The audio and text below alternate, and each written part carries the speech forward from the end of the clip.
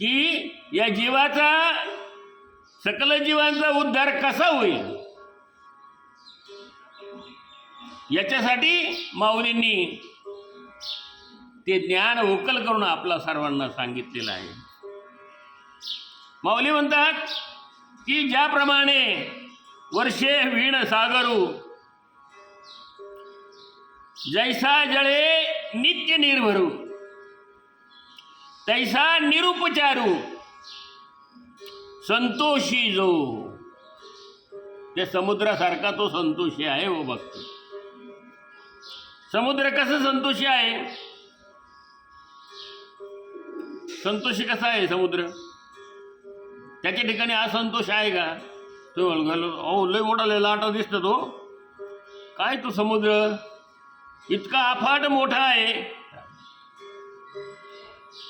समुद्र पाहिला असेल त्याला कळेल. परंतु तो समुद्र आपली रेखा ओलांडीत नाही, आपली पातळी ओलांडत नाही. तो आपल्या आपल्या मर्यादेमध्ये राहतो.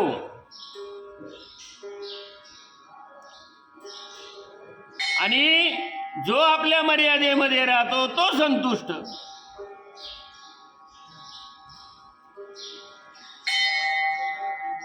पाऊस पडला खूप आणि नद्यांना पूर वाहू लागले. सगळ्या भारतभर इतकं पूर आले, गावाचे गावं वाहून चालले, सगळं झालं.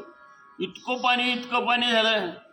त्या नद्या, सगळ्या नद्यांनी पाणी वाहून त्या समुद्राला मिळालं. आता तुमचं घरामध्ये माठ जर पाहिला भरलेला आहे आणि त्याच्यात पुन्हा कळशीभर पाणी ओतायचं म्हणलं तर काय होईल? ते माठ उचमळून जाईल ना, पाणी बाहेर पडल, सगळं घरात पाणी होईल का नाही? पण समुद्रामध्ये इतका पाऊस पडतो, इतकं पाणी, सगळ्या नद्या रात्रंदिवस त्याच्यात पाणी ओतत असतात. कधी असं घडलं का? समुद्राने आता मर्यादा सोडली, आता लय पाऊस झाला हो, आता समुद्राचं पाणी सगळीकडं पांगलं असं पृथ्वीवर. असं कधी घडलं का?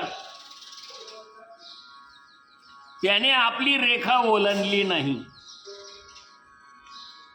किती मोठाले लाटा होऊ द्या त्याच्यामध्ये, पण त्या रेषेच्या बाहेर तो आला नाही, येणार नाही. त्याच्या मर्यादेमध्ये तो आहे.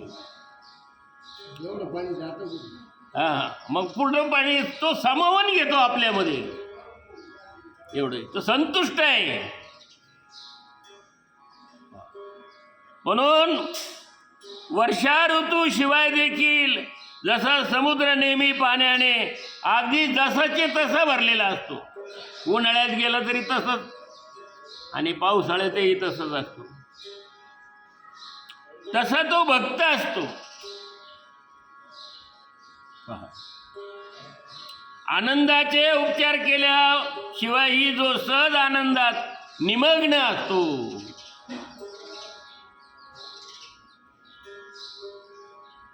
त्याच्या ठिकाणी दुःख नाहीच आहे. कोणी चांगलं म्हणा, कोणी वाईट म्हणा, कोणी टिंगल करा, कोणी टवाळी करा, कोणी काही करा, त्या भक्ताची तो कसा आहे, जसा सगळ्याला समान आहे. एखाद्याने स्तुती केली, तुम्ही चांगली हो, तुम्ही असं, तरी त्याला त्याचं सुख वाटत नाही. आणि त्रास दिला तरी दुःख वाटत नाही. तो त्या दोन्ही समयाला जसा शांत असतो, समाधानी असतो, तो त्याच्या भगवंताच्या नामस्मरणाच्या आनंदात असतो. यो मद भक्त समे प्रिया, भगवंत म्हणतो. आणि